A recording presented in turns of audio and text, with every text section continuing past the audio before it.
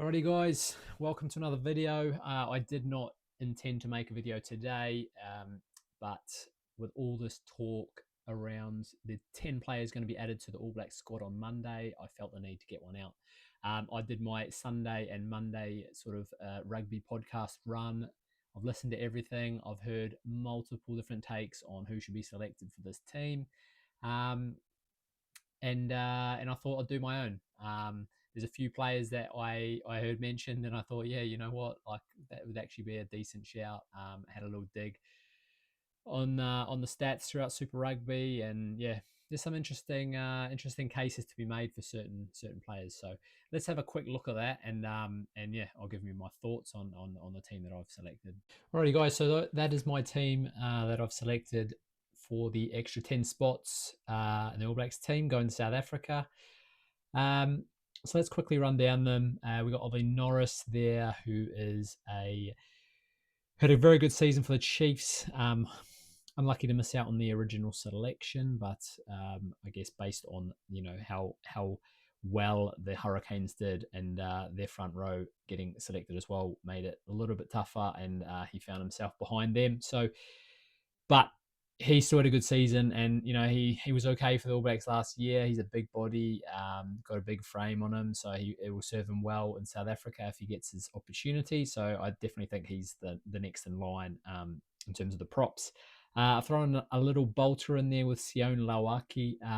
This one's a little bit interesting, guys. I only put in there. I mean, I wouldn't normally have added him in there. I would have gone for someone else or even just one prop, but I saw it mentioned on the Rugby Direct podcast. Liam Napier was talking about Siale Lawaki. And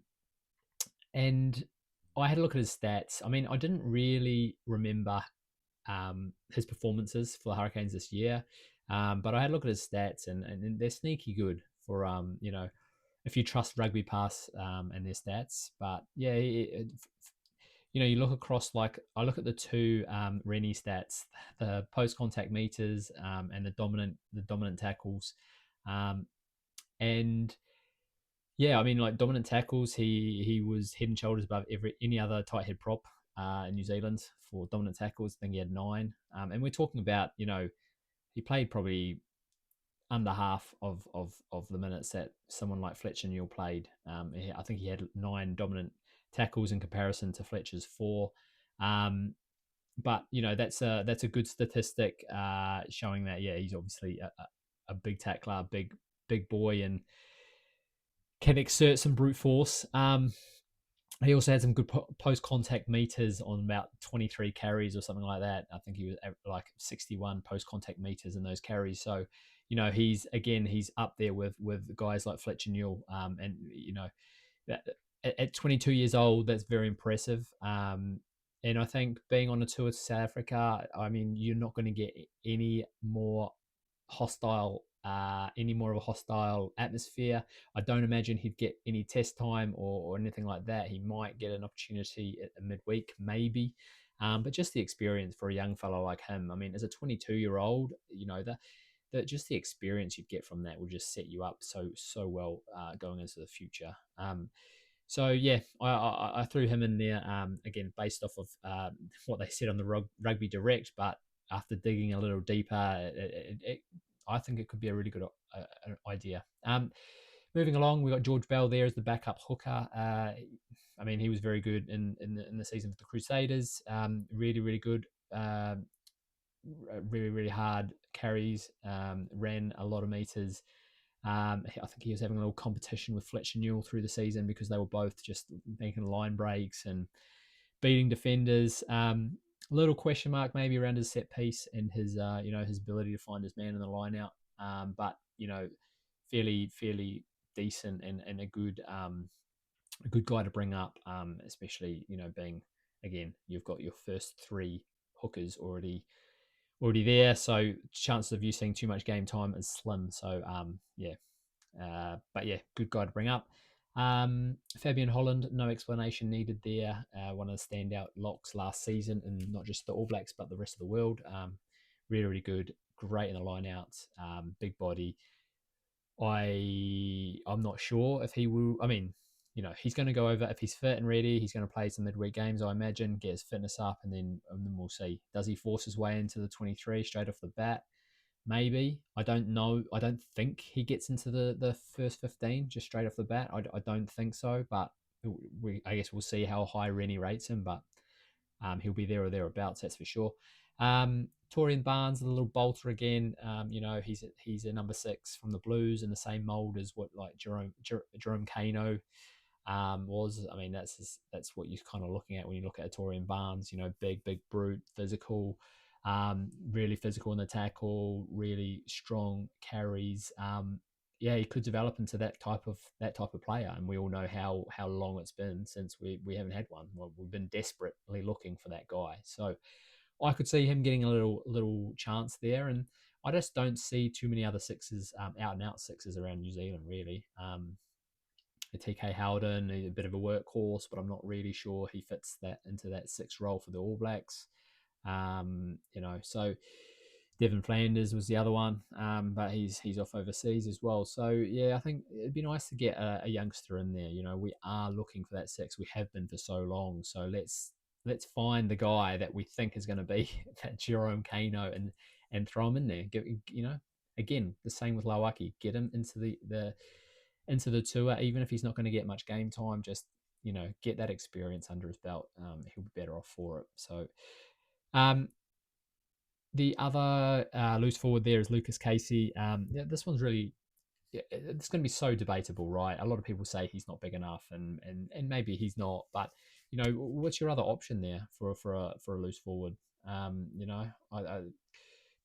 Duplessis Karifi, again, he's not big, and he's only a 7. So in this, I look at the 8 and the 7 for the All Blacks, right? You've got Ardie Savea at 8. He is taking 99% of the games, and he's playing 100% of the minutes. So why you don't need a specialist 8, right? So that rules out a guy, in my opinion, a guy like Christian Leo Willie, who is low key brilliant. Like, I looked up his stats from last year in Super Rugby and this year. He's averaging the same amount of like carries and meters as like Ardie Savea did when he played for Moana that year.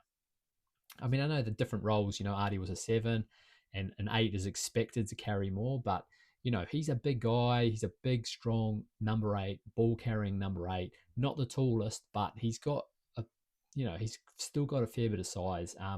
He really, really could be on this plane as well. I could see it. I could see it. It's just where Rennie sees him and the balance, and if it works out.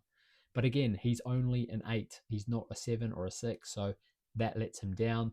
It's the same for Duplessis Karifi. Like, you look at Luke Jacobson is Rennie's man. We know that. No matter what anyone thinks about it, like, he is the guy that Rennie wants there. But you just have to look at the weekend, right? Luke Jacobson played 72 minutes.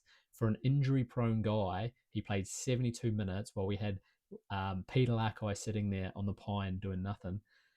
If you're holding out a guy like Peter Lakai, it's pretty clear who's the number 1-7 in this team. And so again, I don't expect a guy like Duplessis Karifi to get much game time. He's certainly not going to force his way into the starting team. And do you want a guy on the bench that can only really play 7?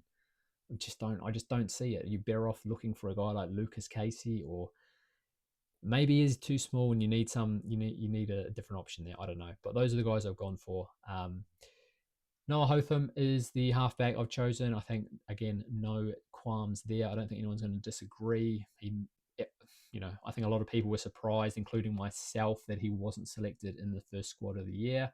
So he gets a chance. And I imagine he gets some game time, plenty of game time in the midweek games, because, well, one, they're not going to risk Roygaard, and two, Hotham's been there and done it. He's got All Black experience. I think it's going to be much easier for them to use him over a guy like Preston, even though I hope Preston gets a lot of game time as well, because we desperately need those two to get the bulk of the game time over a guy like Cortez Ratima, but who knows. Rico Ioane is the logical choice for outside back cover, purely because Rennie already added him really to the squad for the Irish game, so you'd imagine he will be going to South Africa. Leicester Fainga'anuku, this one a little bit controversial. Well, not controversial, but he was ruled out with injury for 12 weeks. Now he's about, I think, 4 or 5 weeks away from technically returning.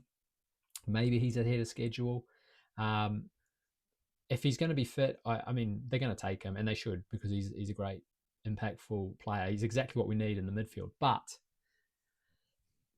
well, for one, um, I don't know if Rennie intends to use him in the midfield, but also like Leicester at the start of this year. He, with minimal games under his belt, he really struggled. Like when he wasn't like match fit, and I don't mean like fit as in physically fit, but having games under the belt.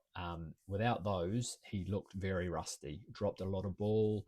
Didn't He just didn't look great, did he? So what I don't want to see is him to come into an All Black team with no game time, and because I just don't think we're going to get the best out of him. And if that's going to be the case, like if he's not going to be fit for some midweek games to get him, back into match fitness, then I think we don't take him, and you look towards a guy like maybe Tava Tavanawai. Um, or if Leicester is you're looking at Leicester as a winger, then you bring another wing, or maybe that's I've got it totally wrong. Maybe Rico Ioane and Fainganuku are filling the same role, right? Because they're basically centers and wingers. So maybe I've got that completely wrong. Um, yeah, maybe I have. Genuinely, I've only just thought of that. So who knows? Last one there, Isaac Hutchinson. Just an excitement machine. Saw him a little bit for the Chiefs this year. I I just saw him in open space, running, creating line breaks. He just reminded me of. I just got the Christian Cullen feels from it, and not because of he looks like him or he plays like him or he runs like him. None of that. It's just the excitement factor, and like this new kid, this new fullback who's you know got a lot of pace, and he's just exciting. So bring him. Let's bring him. Throw him in the fire. Would love to get a look at another guy. Um, and an up and coming like him, he's still pretty raw, but I think he's got a big future. As I said, excitement machine. If I had to throw in there someone other than Isaac Hutchinson, I would look at Ratamotavuki Neepkins. I've always really, really liked him. Um, he plays in the same sort of mold, I think, as a Jordan or a Ben Smith or a Morby. Um, I think Neepkins is going to go down um, in history as one of those players that will rue the fact that he played in an era with Jordan and you know um, DMAC and Morby, because he'd probably find himself behind all those guys on the fullback sort of depth list. So, but I do really like him, and I think he'd do a really good job if he was brought into the team. So I would like to see that actually, Neepkins, and then the other one, of course, is someone like Shea Fihaki, who is just excellent in the air, really good under the high ball, got a bit of pace too. So yeah, plenty of options there. And this is just what I think it could look like, or at least somewhat resemble. I'm sure there's plenty of other options. They probably go a different way. I kind of hope they do. I hope they do totally different than what we all think, just because I don't know, it's exciting and it's cool, and I want to see as many bolters as possible, because at the end of the day, these guys are not necessarily going to get game time, right? So why would you take guys who you may as well take guys for the experience, because at the end of the day, if you are throwing any of those bolters out there against the Springboks, um, you've got serious issues, right? Or serious injuries, sorry. And in my opinion, if you're getting some injuries, you're going to be calling guys up. So if you take Lawaki over, someone else, or you take Torian Barnes over a more established six, or Isaac Hutchinson over a more established fullback, and you get a serious injury, and you doubt, you know, that you've got the players capable of filling it, then you just call up an injury replacement, right? Which we're going to see, because we know Moanga is going to be in South Africa at some point. Frizzell as well, he genuinely could be. So maybe Torian Barnes doesn't go because he's a six. Maybe they fill out a different player there, a different position. Maybe you take an extra lock or an extra Lucy instead of Torian Barnes, and in the hopes that you're going to be calling up Frizzell and obviously Moanga. So we'll see what happens on Monday, guys. Those are my thoughts around it. Lots of it's going to be interesting to see anyway, and then we can start looking at who's going to play what games, and yeah, it's going to be exciting. Lots to look forward to coming up. Thank you for watching again, guys. Please comment, let me know what your thoughts are. Give us a like, subscribe if you enjoy what you're watching and you want to be notified when I drop a new video. Yeah, just thanks for watching, guys, and yeah, interact with me as much as possible because I love talking to all of you. So yeah, have a good week, guys. Take it easy, and I'll see you in the next one.